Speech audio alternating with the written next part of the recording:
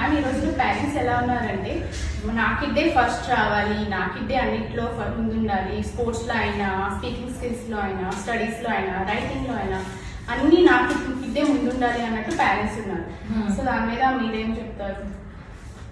అయితే ఈ రోజు మనం బ్రెయిన్ డెవలప్మెంట్ గురించి మాట్లాడతాం. ఓకే, బ్రెయిన్ డెవలప్మెంట్ అనేది 0 to 5 years వాళ్ళ బ్రెయిన్ ఒక 90% వరకు డెవలప్ అయిపోతుంది. After 5 years the brain growth will be very less, నెమ్మదిగా గ్రాడ్యువల్ గా ఇంక్రీజ్ అవుతా ఉంటుంది. అది ఓన్లీ 10%. 0 to 5 years వాళ్ళకి నేర్చుకునే స్కోప్ చాలా ఎక్కువగా ఉంటుంది అండ్ వాళ్ళ గ్రాఫింగ్ పవర్ ఎవ్రీథింగ్ చాలా ఎక్కువగా ఉంటుంది. కాబట్టి 0 to 5 years కిడ్స్ కి ఇన్ఫినిటీ సోర్సెస్ వాళ్ళకి ఎంత ఎక్కువ ఇస్తే వాళ్ళు కొత్త కొత్త విషయాలు అంతగా అడాప్ట్ చేసుకోవడానికి ఎక్కువ ఛాన్సెస్ ఉంటాయి.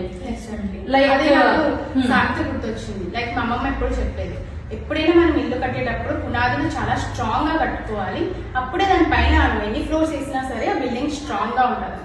At the same way kid కి కూడా మనం చిన్నప్పటి నుంచి వాళ్ళకి అంత నాలెడ్జ్ అన్ని ఇస్తేనే వాళ్ళు ఎదుగుతున్న కొద్దీ అన్ని వాళ్ళు గ్రాప్ చేసుకొని ఆటోమేటిక్ గా వాళ్ళే ఎన్హాన్స్ చేసేసుకుంటారు. సో మనం అందుకే చిన్నప్పటి నుంచి వాళ్ళకి అంత నాలెడ్జ్ ఇవ్వాలి, అది మనం పేరెంట్స్ ని కన్వే